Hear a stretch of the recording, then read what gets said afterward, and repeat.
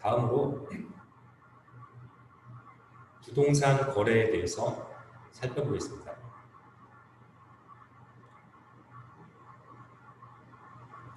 부동산 거래에 대해서 살펴볼게요. 자, 여러분 부동산 같은 경우 뭐 토지나 집 같은 걸 부동산이라고 하잖아요. 이 집을 살 때, 부동산 매매 계약을 할 때 해야 할 일, 그 다음에 계약 체결 시 유의할 점, 그 다음에 계약금 지급 시 유의할 점, 혹은 잔금 지급 시 유의할 점, 이런 것들 위주로 한번 살펴보겠습니다.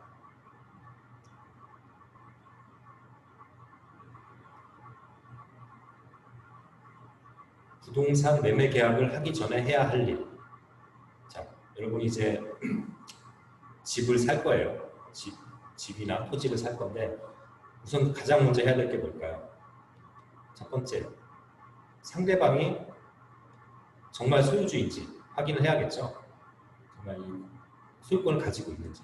그 다음에 내가 사려는 것과 일치하는지, 주소가 일치하는지 확인을 해야겠죠. 혹은 저당이나 가압류가 있는지 확인을 해봐야 되겠죠. 이것을 하기 위해서는 등기부 등본을 봐야 돼요. 그래서 여러분이 등본을 봤을 수도 있고 안 봤을 수도 있는데 제가 그래서 혹시라도 안 보신 분들이 있을 것 같아서 등기부 등본을 한번 보여드릴게요. 이게 일반적으로 말소사항 포함, 그러니까 일반적인 토지에 대한 게 등기부 등본이에요. 등기부인데 등기사항 전부 증명서라고 하죠. 인터넷에 발급받을 수도 있고 뭐 주민센터나 이런 데서 발급받을 수도 있어요. 네. 우선 이 등기부에는 자, 여러분 보시듯이 표제부가 있고 마우스로 표시해볼까요? 표제부가 있고 그 다음에 갑구가 있고 그 다음에 여기 을구가 있어요. 이건 뭐냐면 표제부는 이 부동산이 어떤 부동산인지를 표시하는 거예요. 그러니까 여기 보면은 이 사람은 충북, 옥천, 군서면 제가 상세한 주소는 가렸어요. 프라이버시를 위해서. 요 땅에 대한 등기부라는 거예요. 요 땅에 대한 등기부. 여기 지목이 나오죠. 지목은 답이다. 답은 뭐예요? 논이죠. 뭐. 논이고 면적은 이렇게 되고. 그러니까 표제부는 이 부동산이 어떤 건지를 표시해주는 그런 거고. 그러니까 여기 토지의 표시죠. 그러니까 어떤 토지인지를 보여주는 거예요.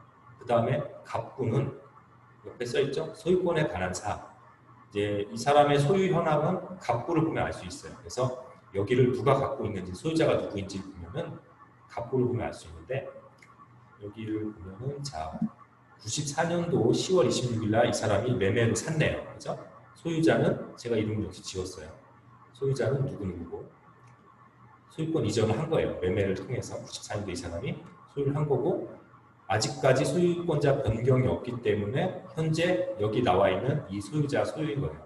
그렇게 확인하시면 되는 거예요. 여기 매매를 할 때 이 사람이 나와서 자기 뭐 주민등록증 보여준다. 근데 등기부상 이 소유자가 일치한다. 그럼 그 사람이 맞는 거예요. 그리고 이 갑구는 원래 소유권에 관한 사항을 하는 거고 그 다음에 을구가 있어요. 을구는 소유권 이외의 권리에 관한 사항을 적는 거예요. 이게 뭐가 있냐면 주로 근저당권. 아까 그 근저당 같은 거 뭐 저당이라든지 압류 이런 거 보라고 했잖아요. 근저당이 뭐예요? 그러니까 어떤 금액을 빌리고서 그 채권자가 여기에다가 저당을 해놓은 거예요. 근저당을 해놓은 걸 근저당이라고 하는데 여기 볼까요?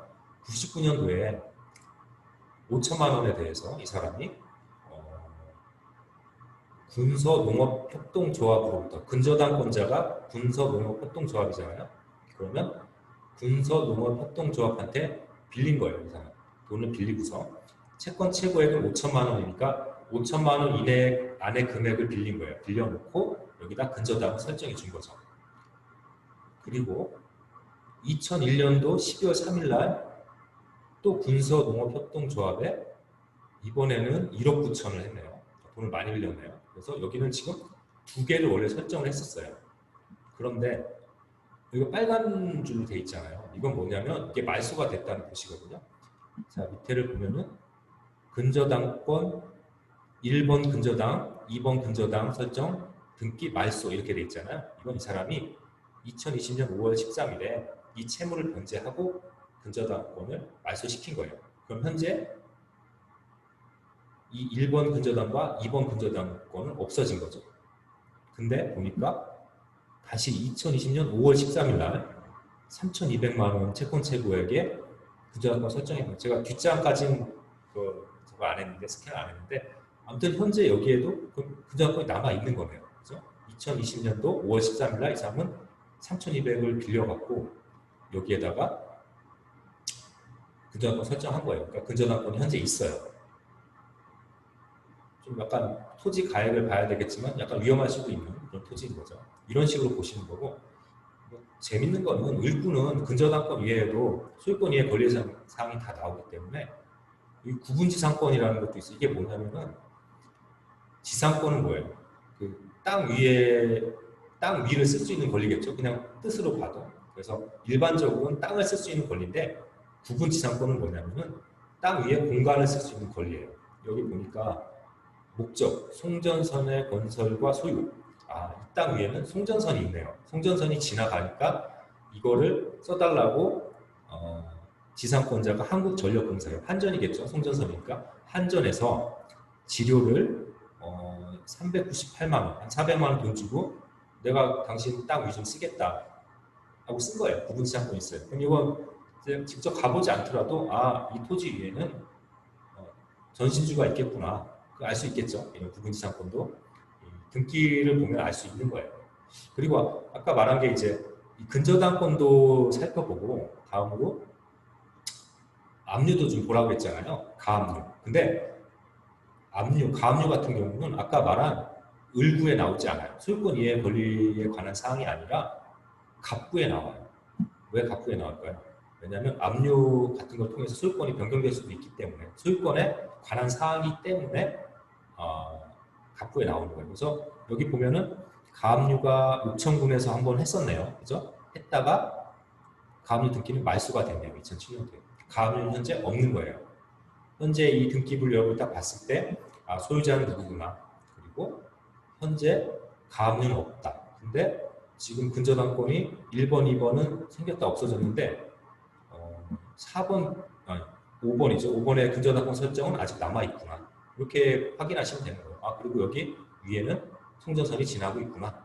이 정도를 확인하실 수 있는 거죠. 이런 식으로 등기부 등본을 보는 거예요. 그래서 이런 매매를 하기 전에 반드시 등기부 등본을 통해서 과연 소유가 맞는지 확인하시고 그 다음에 이제 건축물 관리 대장, 토지 대장, 토지 이용 계획 확인서를 발급받아서 이용 목적에 부합하는지를 확인을 해야 돼요. 내가 여기다 만약에 공장을 지으려고 했는데 공장을 지을 수 없는 토지일 수 있잖아요. 이런 것들은 어떤 건축물 관리 대장, 토지 대장, 이용 계획 확인서 이런 거를 발급받으셔야 돼요. 그러니까 여러분이 특별한 목적을 가지고 토지 등을 매매하는 경우에는 이걸 발급받아야겠죠. 그리고 또 중요한 건 현장 조사. 반드시 눈으로 확인을 해봐야 돼요. 안 보고 그냥 무턱대고 샀는데 옆에 양계장이라든지 아니면 옆에가 절벽이라든지 이런 경우도 있잖아요. 그러니까 이런 것들은 반드시 매매 계약 전에 가서 확인을 하셔야 되는 거고 그 다음에 부동산 매매 체결시 유의할 점으로 정말 집이나 땅의 주인인지 살펴볼 것. 아까 말했잖아요. 본인이 나오면은 주민등록증을 대조해야 돼요. 아까 등기부하고 등기부의 소유자하고 확인을 해보고 가끔 대리인이 나올 경우도 있어요. 대리인은 이제 위임장을 가지고 나오죠. 위임장은 내가 이 사람한테 토지나 집 거래에 대한 걸 위임하는 경우 위임장을 가지고 나오는데 이 경우에는 아까 말한 주민등록증 그리고 위임장 과연 제대로 위임했는지 그리고 인감증명서 여기 인감증명서는 그 소유자의 인감증명서겠죠. 소유자가 위임을 해주면서 나는 위임한 게 맞다는 것을 증명하는 것을 위임장을 보면 알 수 있으니까 인감증명서를 보면 알 수 있으니까 이렇게 확인하는 거고 그 다음에 미성년자가 가끔 소유자일 수도 있잖아요. 이 경우에는 법정 대리인의 동의서를 반드시 확인을 해야 돼요. 미성년자와의 계약은 취소가 될 수도 있기 때문에 미성년자가 어떤 소유자거나 그런 경우는 반드시 법정 대리인, 보통 부모님이겠죠. 법정 대리인의 동의가 있는지를 확인을 반드시 해야 돼요. 그 다음에 또 확인할 내용은 매매 대금의 액수와 지불 시기 그리고 파는 사람과 사는 사람의 이름, 주소, 주민번호 제대로 되어 있는지 확인을 하고, 그 다음에 부동산을 언제 넘겨줄지, 뭐 인도라고 하는데 언제 넘겨줄지, 그 다음에 물건을 제대로 넘겨주지 못할 경우에 파는 사람의 책임은 어떤 것들이 있는지, 그리고 특약사, 뭐 거래마다 특별히 요구하는 사항이 있을 거예요. 뭐 가끔 뭐 내가 이 건물을 공장으로 이용 못할 시는 뭐 사지 않는다, 뭐 매매 계약을 해지한다라든지, 뭐 그렇게 특약을 할 수도 있겠죠. 뭐 매도인이 여기는 반드시 뭐 허가를 다 받은 땅이기 때문에 당신은 이걸 쓸 수 있습니다. 그렇게 하고 한 경우에 매수인은 이거 뭐 특약사항에 넣어야겠죠. 그런 목적에 이용 못할 시는 다시 계약을 해지한다. 이런 특약사항을 넣을 수도 있어요. 그 다음에 입회인의 이름과 주소, 주민등록번호를 이제 넣을 수도 있고요. 자, 이제 계약금과 잔금을 지급할 경우의 유의점에 대해서 살펴볼게요. 여러분, 뭐 토지를 매매를 해보신 분도 있을 테고 할 텐데, 보통은 계약금, 중도금, 잔금 이런 식으로 많이 지급을 하잖아요. 계약금을 지급한 단계에서는 계약금은 일반적으로 부동산의 한 10% 정도를 통상 그렇게 해요. 계약금을 주는데, 이 계약금만 준 단계에서는 어느 쪽이든지 해약 가능할 수 있어요. 계약을 해지할 수 있어요. 근데 매수인이 사는 사람이 해약할 경우에는 자기가 준 계약금을 돌려받지 못해요. 그 다음에 매도인, 파는 사람이 계약금을 받고 해약할 때는 계약금을 배액을 상환해야 돼요.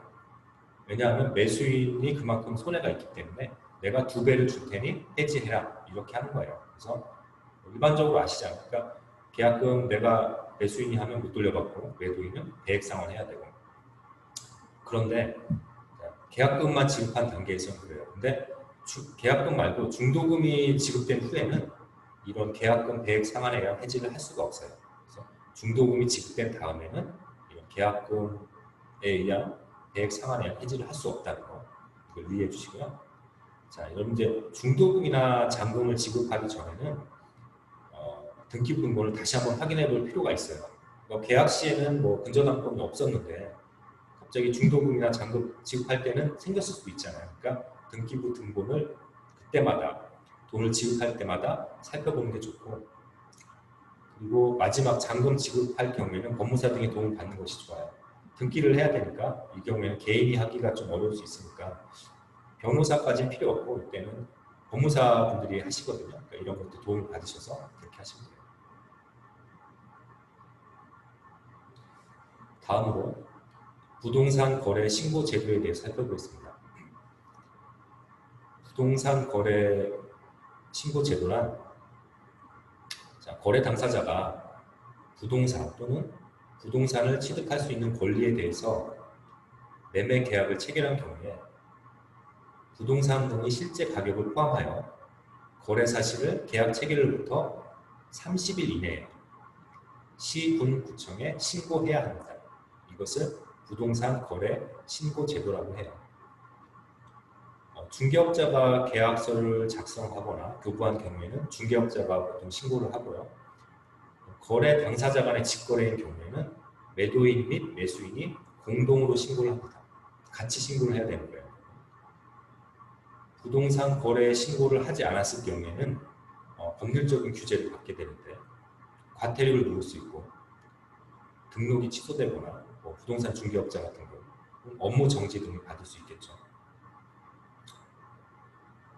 부동산 거래 신고는 방문 신고도 가능하지만 인터넷으로도 신고가 가능해요. 그래서 부동산 거래 관리 시스템이라는 게 있어요. 여기 보면은 거래 당사자나 중개업자가 시군구청을 방문하지 않고 인터넷을 통해서 부동산 거래 계약 신고서를 작성하여 편리하게 신고할 수 있는 시스템을 부동산 거래 시스템이라고 해요. 제가 밑에 이렇게 주소를 해드렸는데 여기를 치셔갖고 들어가면 여러분이 편하게 이렇게 신고할 수 있는 그런 시스템입니다.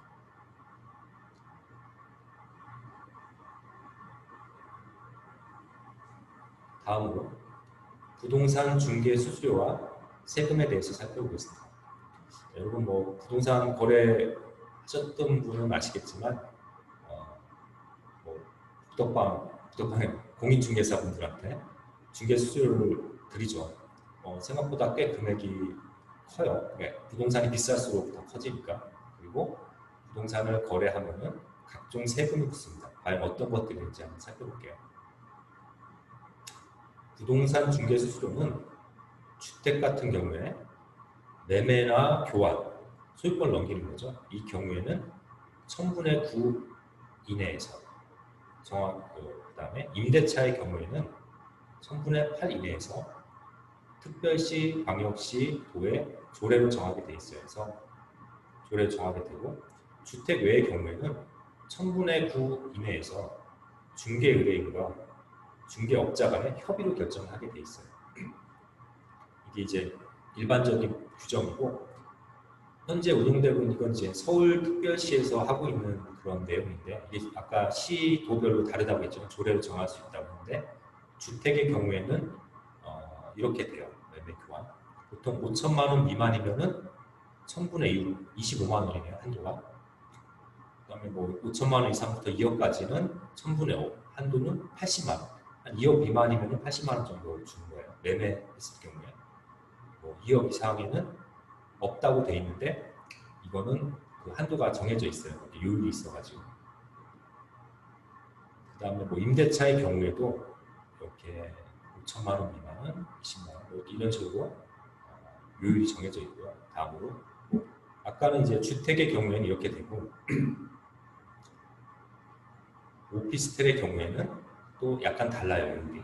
그리고 주택 이외에 토지나 상가 등 여기에는 아까 말했듯이 상한율 1000분의 9 이내에서 중개업자가 정한 요율 이하에서 중개 의뢰인과 공인중개사가 협의하여 결정한다.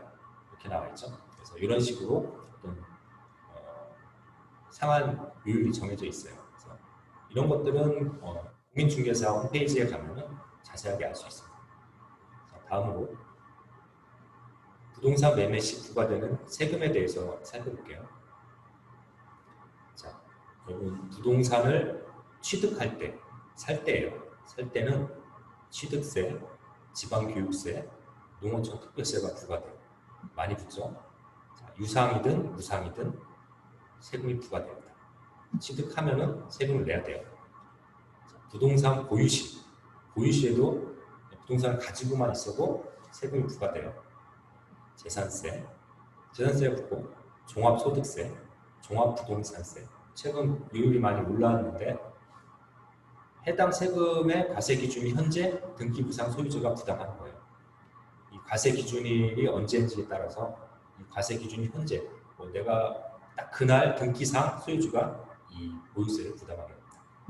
그래서 매매 시기를 잘 결정하면은 이 보유시에 낸 세금들을 좀 절약할 수 있겠죠.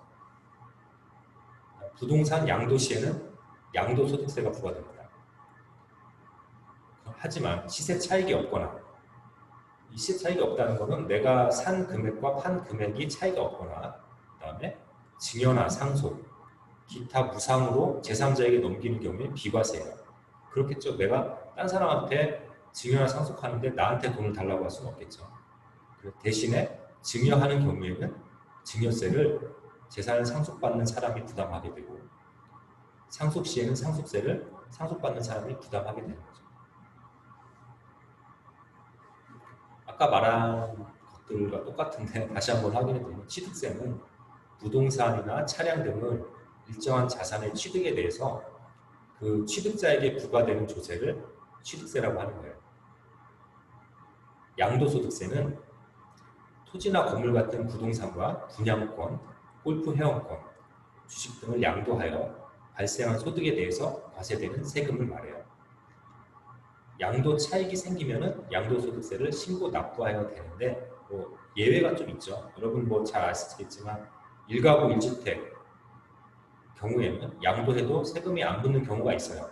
요즘에 투기 지역이라든지 이런 지역은 좀 예외 규정이 좀 달라지기도 했는데 보통 2년 이상 보유 그리고 새로운 주택을 그러니까 일시적 1주택 같은 경우 이런 경우에도 2년 이상 보유하고 새 주택을 매매한지 2년 내에 판다든지 이러면은 세금이 붙지 않게 되는 거죠. 그러니까 이런 세금 같은 경우는 잘 염두에 두시고 매매 시기를 조율하면은 세금을 좀 절약할 수가 있겠죠.